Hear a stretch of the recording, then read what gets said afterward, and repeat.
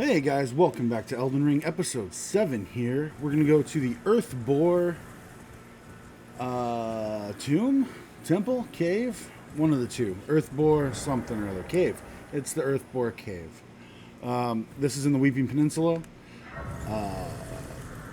This is one of the last things I found here. I think it was the last thing that I actually did in the Weeping Peninsula. Not really sure. I got a pickled turtleneck, which is pretty cool. All the kids raging for that for Halloween this year, so keep those in stock. At the end of it, we'll skip to the boss fight here because, again, it's just another cave in the woods. So I'll see you there. And welcome.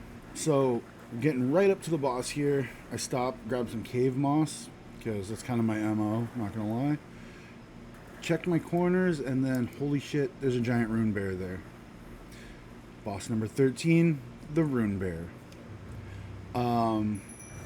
Anchor and skeletons. Rune Bear is not really a problem. Dodge his main attack. You can see that's one.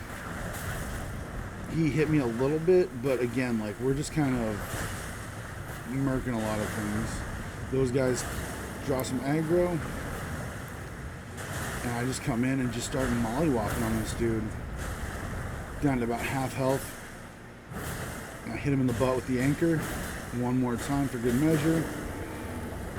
He doesn't appreciate that, so he tries to hug me, and I say, no, thank you. Come in for a leaping attack, and it's game over. We get the Spelldrake Talisman for that, and then some various loot from other people who found their way in here and didn't leave.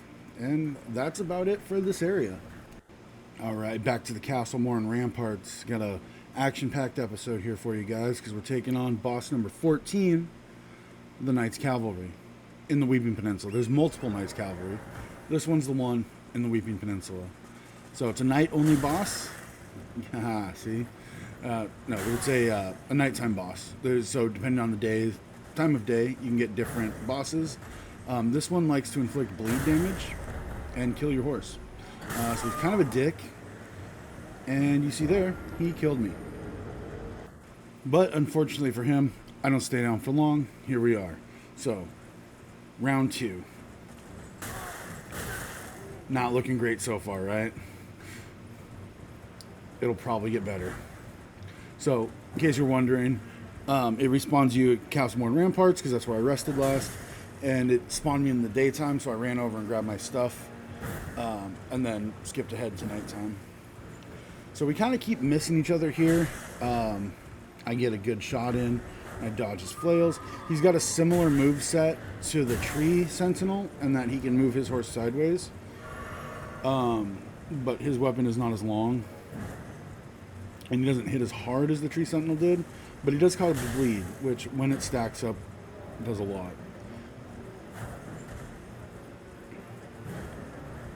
And honestly, I'm getting kind of tired of fighting him on horseback at this point.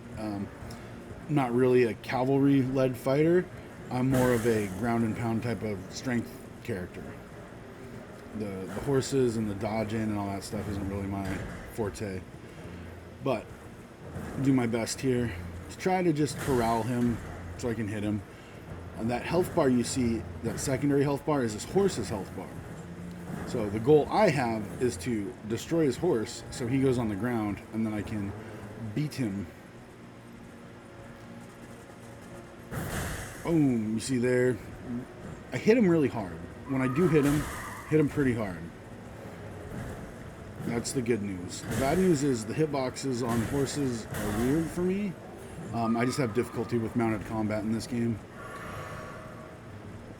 But since we don't have to really dump anything to our FP, I get lots of flasks. You can see his horse is dead. And then I just proceed to like kind of just ride around in a circle and just hit the shit out of him until he gets one final shot at me. And then he dies. And we get his flail. Yeah, we get an Ash of War and his Nightmare Flail. Okay, finishing up with some of the bosses in the Weeping Peninsula, we're going to an Evergaol here. So we haven't done an Evergaol before, but an Evergaol is a jail for field bosses in Elden Ring. Some of them are tied to quests, as one that we'll do later is, but a lot of them are just sprinkled in and around Elden Ring for you to attempt. Sometimes you get good stuff. I can't really remember what I got for defeating this boss that we're coming up to here, but that's where we're headed. I've already been down here. I considered for a moment, and I'm just like, no, we're just here for the Everjail. Let's go. This is what they look like. If you've seen something like this in Elden Ring, you've seen an Everjail, not an Elder Jail. Got to use a Stone Sword key here, and then we get teleported. These are optional, by the way. You don't have to do them to complete the game, and they're not tied to any legacy dungeons. But they're cool, and it's Elden Ring, so why wouldn't you want to fight bosses? Like, come on. And here he comes. You got to kind of aggro him a little bit. Boss number 15, the ancient hero of Zamor. He uses ice pretty effectively. Kind of like fighting the Dancer from Dark Souls 3, but the Dancer was a little more like cracky with her movements. This guy is much more like methodical, and he does that shit, which doesn't really hurt, but it builds up frost, which could suck. That kind of hurt a little bit, but again, he's not like a tough boss, but strength attacks, man, we're just cutting through him, just brutalizing him in just every aspect. We're almost down to half of his health here, and he's gonna do some weird shit here and infuse his weapon with ice even more than it is. So I don't know if this is like a phase 2 of the boss, because we did get him close to half health, but yeah, he hits you with the ice tornado, and then like you can't really see, and he'll dash out that like exactly like that. Trying to chug a potion here, but all in all, not a particularly difficult fight. I mean, I imagine it would be with like a caster or something who's not used to like frontline combat, but heavy weapons expert is just kind of blowing through this dude. You see right there, got him, and he drops, and then I do my war cry thing to waste a little FP, and we get the Seraseal, which is an amazing talisman. Alright, we are officially out of the Weeping Peninsula now. We are back in Limgrave. So this is the area just to the, southeast of the mountain, or not the mountains, the forests, rather. I did a little thing in the forest, killed a bunch of bears, got some items. Nothing too exciting. Didn't fight any bosses, didn't go anywhere really cool. You can see Pumpkinhead, dude wandering around over there. We want to wait and take out these guys before we touch Pumpkinhead. Pumpkinhead is pain. Anchor comes down, and we get, what was that? Smithing Stone, level 1. Neat. Kill that guy. Death from above. And it's time for Pumpkinhead. Same trick with this one as every other one. Don't hit him in the head. Other than that, I don't know. Oh, also don't get hit by him if you can help it. But I feel like that goes for like every boss. Don't get grabbed by him especially. That's going to hurt more than him hitting you. You can see he's already down to about half health. We're a little over leveled for this area, and I'm definitely a little overpowered. But that's part of the game too. And Pumpkinhead dies. So this area, we're just going to run here, and there's a little thing that you can get, or that you're supposed to get for like overall game progress in here.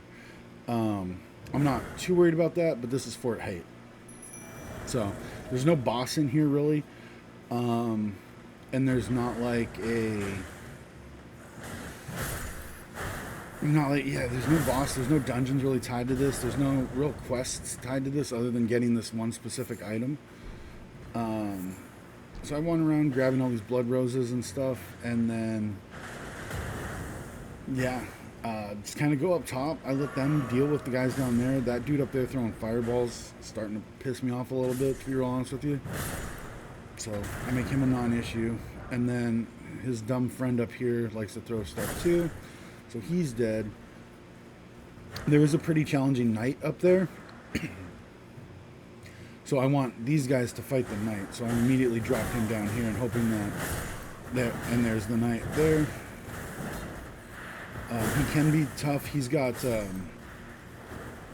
think he's got a weapon that does bleed damage, or it's an Ash of War. That's right. So yeah, there's that.